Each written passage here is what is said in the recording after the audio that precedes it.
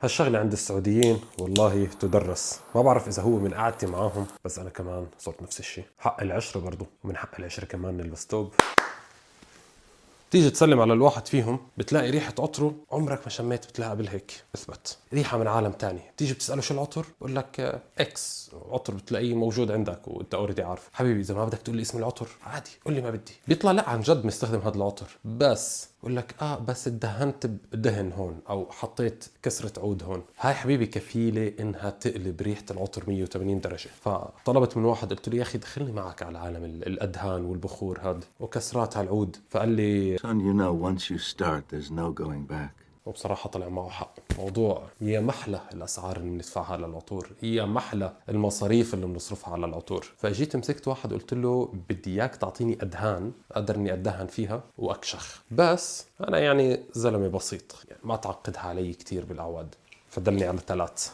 الأول لبان مع ورد وهيل ونوتات عنبرية سبايس، ريحة مثل ريحة الشاي الحلو مع لمسة عنبرية بخورية ولا غلطة، كأني متعطر بعطر ملوكي ومتبخر بنفس الوقت. العطر اسمه أورد، هذا عفوا الدهن أورد، هذا أول واحد. الثاني فيه المسك الطبيعي، مسك الغزال الطبيعي. مرة شميت ريحة مسك الغزال الطبيعي من سرة المسك ويا ريتني ما شميتها، ما حدا بده يشمها يا جماعة صدقوني. الريحة أنيماليك ديرتي بمعنى الكلمة، ولكن بدهن يمكث صار المسك مخلوط مع العود الكمبودي مع المسك الباودري اللي هو المسك الأبيض النظيف اللي بيعطي ريحة النظافة.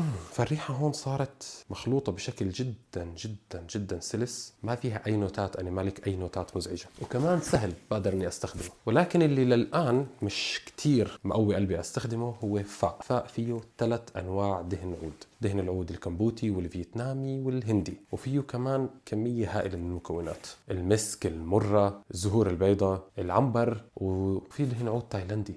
4 أنواع عود. والحلو هدول من نسمات نجد باي ذا واي إنه أسعارهم منطقية جدا وبكفيني فترة كتير طويلة، تحديدا إنه أنا استخدامي مش دائم. أنا خلطت ال3 هلا ما في داعي أطعطر، ريحتي هاي لحالها أفخم من أفخم عطر. هذا موضوع والله بدي أحكي عنه بفيديو تاني لحال. السعوديين لو شو مكان مين مكان كل الناس خير وبركة، ولكن كلهم بتلاقي ريحتهم حلوة بأي وقت من الأوقات. تحكوا لنا شو السر، بس هذا موضوع الحلقة تانية. أنا كمال، تابعوني، شكرا. وهذا الأوتفيت باي ذا واي مشان تعطوني رأيكم.